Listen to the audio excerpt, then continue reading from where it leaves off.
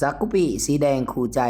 สบายดีมายเพนซาวเน็ตบัดสู่สุคนมื้อนี้มีแผนการจะเฮ็ดทริปทัวร์เลาะริมพังโขงหรือริมพังของบ้านเฮานี่แหละเนาะวางแผนไว้ว่าจะเลาะจากสวรรณเขตลงไปจนสุดลาวใต้เลยก่อนอื่นหมดก็ต้องได้มาเสริมเติมแต่งเช็คความพร้อมของรถคู่ใจที่จะเดินทางไปร่วมกันสกุปีสีแดงมื้อนี้เสื้อใจ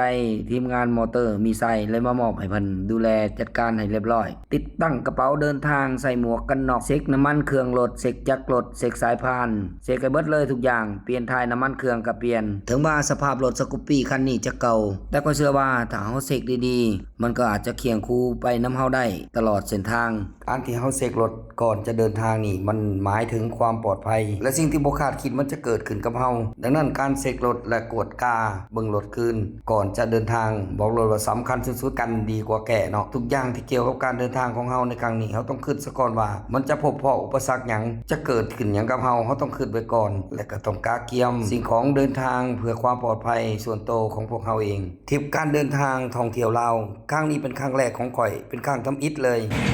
ก่อนเดินทางมาเช็คก่อนติดตามเด้อหมู่เพื่อนเดี๋ยวเราจะเดินทางพาหมู่เพื่อนไปเที่ยวอีกมุมหนึ่งของสปปลาวลาวใต้เด้อลาวใต้เนาะจากสะพานมิตรภาพ2ลงไปสุดใต้เลยโดยเลาะไปอีกเส้นทางหนึ่งก็คือเส้นทางธรรมชาติทางเลาะตามพังโขงระหว่างประเทศเนาะเบิ่งว่าสุดเขตประเทศไทยสุดเขตประเทศลาวของแม่น้ำโขงมันจะอยู่จุดใดเนาะและก็น่าจะสุดเขตของกัมพูชาพร้อมเนาะเดี๋ยวมาติดตามเบิ่งนำกันว่ามันฮอดไสก่อนกับบ่ฮู้กันเขาจะนำเสนอให้หมู่เพื่อนเห็นได้ว่าฮอดไส